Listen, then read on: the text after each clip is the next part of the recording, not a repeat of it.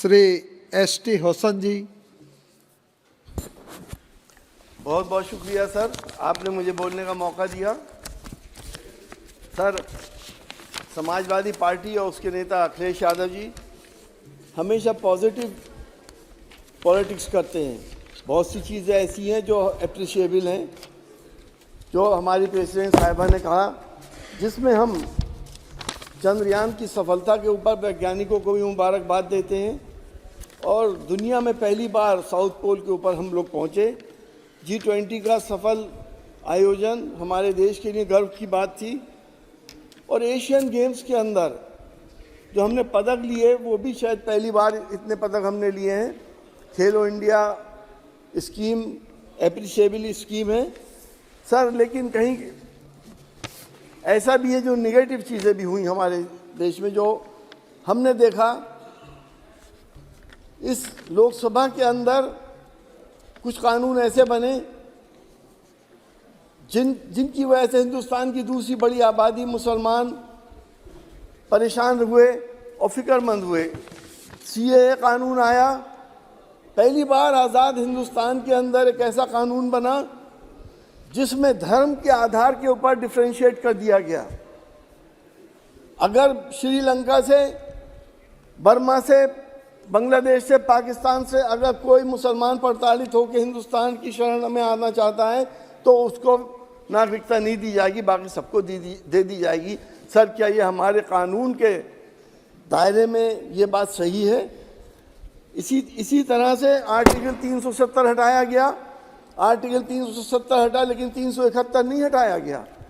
हमसे कहा गया कि आतंकवाद ख़त्म होगा, लेकिन सर मैं यकीन से कहता हूं कि मैं अभी कश्मीर होकर आया हूं। कश्मीर के लोगों के अंदर जितना बड़ा डिससेटिस्फेक्शन है उसका शायद अंदाज़ा हमारी पार्लियामेंट को नहीं है।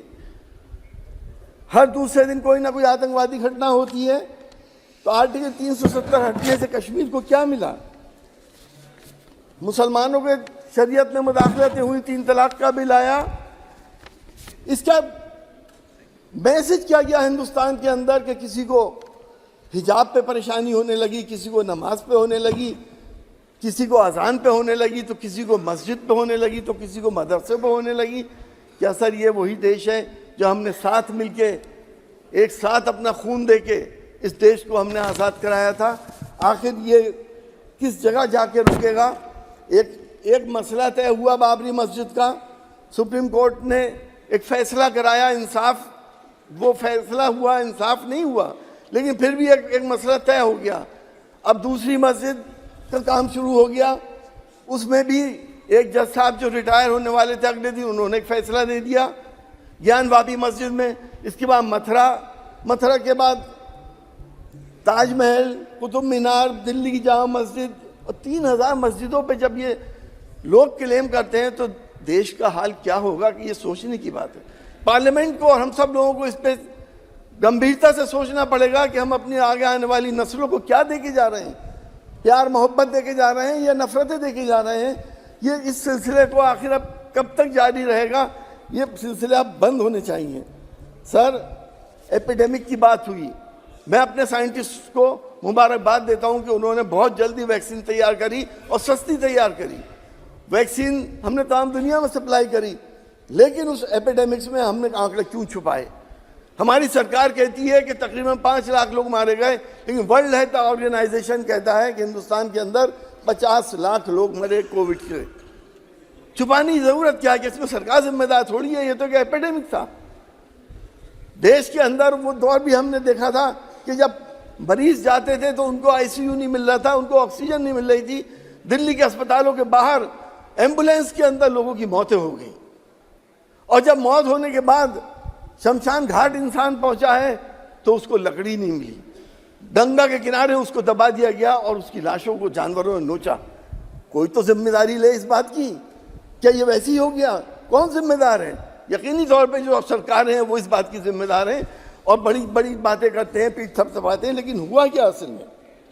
सर, हमने किसानों के लिए देखा कि इतना बड़ा प्रोटेस्ट हुआ हिंदुस्तान की तारीख में पहली बार। 700 किसान शहीद हो गए। किसानों को उस वक्त समझा जा रहा था कि जो बॉर्डर पे बैठे हैं कि शायद किसी दूसरे मुल्क से आके ये हमारे दुश्मन बैठ गए। कभी कीलें लगाई गई, कभी कंक्रीट की दीवारें बनाई गई। वो बिल वापस लिए गए, जब लाए थे तो कह रहे थे किसानों के हित में है, जब वापस ले गए तो कह रहे हैं कि किसानों के हित में है। आखिर क्या था? प्रेसिडेंट साहिबा ने खाद की बात करी। एक दौर वो था जब ये लोग आए थे तो यूरिया का बैग 125 रुपए में मिलता था और आज 330 रुपए में मिल रहा है। एनपीके का कट्टा 400 रुपए का था और आज 1300 रुपए में मिल रहा है।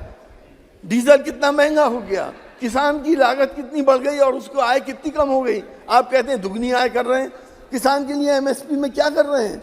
कितनी एमएसपी आपने दी? ये सोचने की बात है, पार्लियामेंट को इस बात पे सोचना पड़ेगा। सर, हम इस बात को जानते हैं, आपने जो यूरिया और एनपीके के कट्टे थे उसमें 5 किलो कम कर दिया, फिर भी आपने कीमतें बढ़ा दी। हमारी प्रेसिडेंट साहिबा ने दुनिया की एक वैश्विक विवाद जितने चले हैं, एक बहुत बड़ा विवाद फलस्तीन का और इसराइल का हुआ।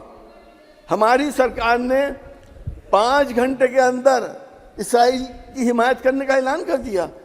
तमाम दुनिया जानती है और हम सब, कोई भी आदमी आतंकवाद का सपोर्ट नहीं करता, लेकिन अगर कोई स्टेट आतंकवादी हो जाए जो बच्चों को ना देखे, बच्चों को मार दे, महिलाओं को मार दे, बुजुर्गों को मार दे, इनोसेंट लोगों को मार दे, तो क्या हमारा फर्ज नहीं बनता कि उसका भी हम विरोध करें? हमारी सरकार, हमारी पार्लियामेंट में से कोई मैसेज दे जाना चाहिए था दुनिया के अंदर कि ये जो जुल्म हो रहा है इसे ख़त्म होना चाहिए, लेकिन हमने उसके लिए कुछ नहीं करा। सर, सोलर पावर में हमें नंबर 1 पर होना चाहिए था। किसानों को सोलर पंप्स मिलने चाहिए थे। सोलर पंप्स की स्कीम आई है, मुश्किल से 5 मिनट साइट खुलती है, उसके बाद फौरन बंद हो जाती है। मेरी डिमांड भी ये है और मेरा कहना है पार्लियामेंट के अंदर कि सारे किसानों को सोलर पंप्स मिले ताकि उनको डीजल का खर्चा बचे, और हमारा सपना है कि हर घर के ऊपर सोलर पैनल लगे ताकि हम एनर्जी में सेल्फ सफिशिएंट हो जाएं। सर, आप कहते हैं कि धर्म के आधार पर हम किसी से भेदभाव नहीं करते। हमने देखा पिछले दिनों और हमने पार्लियामेंट में कई बार इस बात को उठाया कि आधुनिक टीचर्स मदरसों में रखे गए थे जिनकी तनख्वाहें 50 महीने से नहीं मिली थी। जब हमने ये बात यहाँ रखी तो आपको मालूम है नतीजा क्या हुआ कि अब वो आधुनिक टीचर्स भी ख़त्म कर दिए गए। ये लोग प्राइमरी बच्चों को पढ़ाते थे, लाखों बच्चों को पढ़ाते थे। हमारे उत्तर प्रदेश के अंदर जितने बेसिक सरकारी स्कूल हैं उनमें जितनी बच्चों की तादाद थी उनसे ज़्यादा बच्चों को ये लोग पढ़ाते थे, उन्हें ख़त्म कर दिया गया। तनख्वाह तो देने की बात दूर हुई। हमने देखा कि जो मुसलमानों के स्कॉलरशिप्स थे, मौलाना आज़ाद स्कॉलरशिप, उसे ख़त्म कर दिया गया। मेरिट कम मीन्स जो रिसर्च स्कॉलर्स को मिलते थे उसको ख़त्म कर दिया गया। तो आप कहते हैं हम डिस्क्रिमिनेट नहीं करते। अलीगढ़ मुस्लिम यूनिवर्सिटी और जामिया मिलिया इस्लामिया का बजट क्यों कम किया गया? सर, एक मिनट, हम आपसे ये बात कहना चाहते हैं और पूरी पार्लियामेंट के अंदर कहना चाहते हैं कि हम उस वक्त तक विकसित भारत नहीं हो सकते जब तक हम सांप्रदायिक सौहार्द को नहीं बना लेंगे देश में। हिंदुस्तान की बहुत बड़ी आबादी इस वक्त परेशान है और बहुत उलझन में है। उसको अपने मुस्तकबिल का, अपने फ्यूचर के लिए बहुत ज़्यादा फिक्रमंद है। बहुत बहुत शुक्रिया। बहुत बहुत